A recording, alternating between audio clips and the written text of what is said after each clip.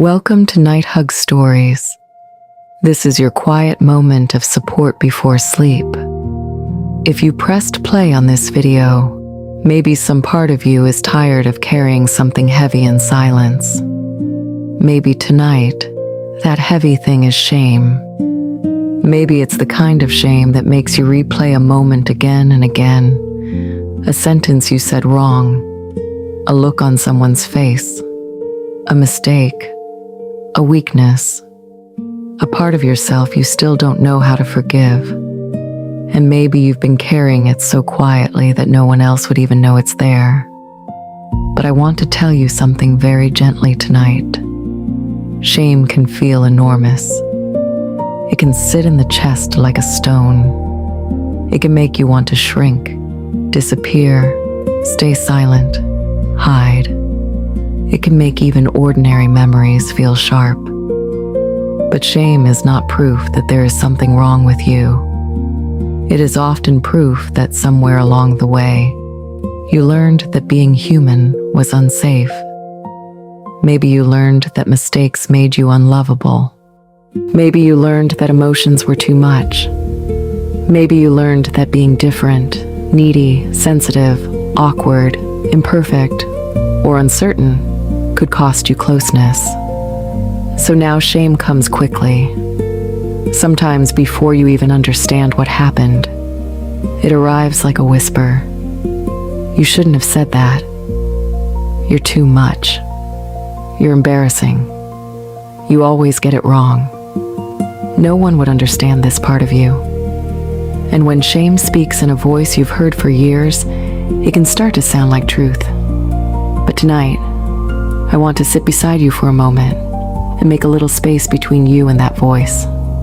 Because shame is a feeling, a painful one, a powerful one, but it is still a feeling. It is not your identity.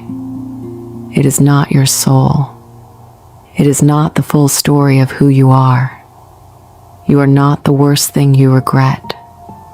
You are not the most awkward thing you've ever said. You are not the moment you wish you could erase. You are not broken because you still blush when you remember. You are not bad because something inside you hurts when you are seen. Sometimes shame grows in the places where tenderness was missing, in the moments when you needed understanding and got judgment instead, when you needed gentleness and got criticism, when you needed someone to say, "You're still okay," and no one did. So if shame has been living inside you for a long time, it makes sense that it feels familiar. It makes sense that you tense up. It makes sense that you hide pieces of yourself. It makes sense that your body still remembers what your mind tries to dismiss. There is nothing strange about needing reassurance when you were taught to expect rejection. There is nothing weak about wanting comfort when part of you still feels exposed. There is nothing wrong with you for being hurt by what once made you feel small. And maybe shame has convinced you that if people really knew you, they would step back. But so often, the things we are most ashamed of are the very places where we most need compassion. Not performance, not perfection, not punishment. Compassion, the kind that says, yes, you are human. Yes, you are imperfect. Yes, you have said things you wish you hadn't. Yes, you have needs, fears, clumsy moments, tender spots. And still, you are not unworthy of love. That word, still, matters so much. Still, even now, even with this memory, even with this ache, even with this part of yourself you keep trying to hide, you are still worthy of softness, still worthy of rest, still worthy of being spoken to gently, still worthy of belonging, still worthy of care. Shame often tells us that love must be earned after we become flawless. But real comfort begins much earlier than that. It begins in the moment you stop turning away from yourself, not because everything is fixed, not because you suddenly feel confident, not because the past disappeared, but because something inside you finally hears, I do not need to abandon myself for being human. Maybe tonight, that is enough. Maybe healing from shame does not begin with forcing yourself to be fearless. Maybe it begins here, in the dark, in the quiet, with one softer thought than usual. A thought like, I was trying my best with what I knew then, or I am allowed to be unfinished, or I can be embarrassed and still be worthy, or even simply, this hurts, and I deserve kindness while it hurts. Sometimes that is where the tightness starts to loosen, not all at once, not dramatically, just a little, like unclenching your hands after holding tension for too long, like lowering your shoulders without realizing how high they were, like finding one warm corner inside yourself that does not want to punish you anymore. If you've been carrying shame for a long time, you may be used to speaking to yourself in hard, cold ways. You may think harshness keeps you good. You may think punishment keeps you safe. You may think if you are strict enough with yourself, you can avoid being rejected again. But inner cruelty does not make pain easier to carry. It only makes you lonelier inside it. And you do not deserve to be lonely inside yourself.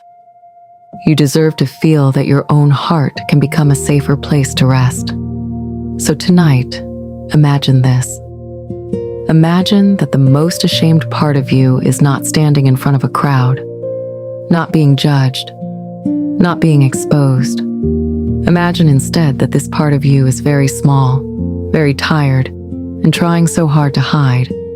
And now imagine that you do not force it into the light. You do not scold it. You do not rush it.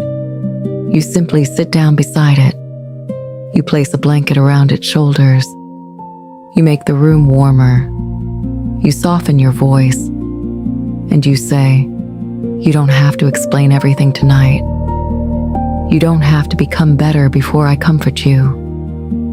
You don't have to earn gentleness. I know you are hurting. I know you are afraid of being seen this way, but I am not leaving.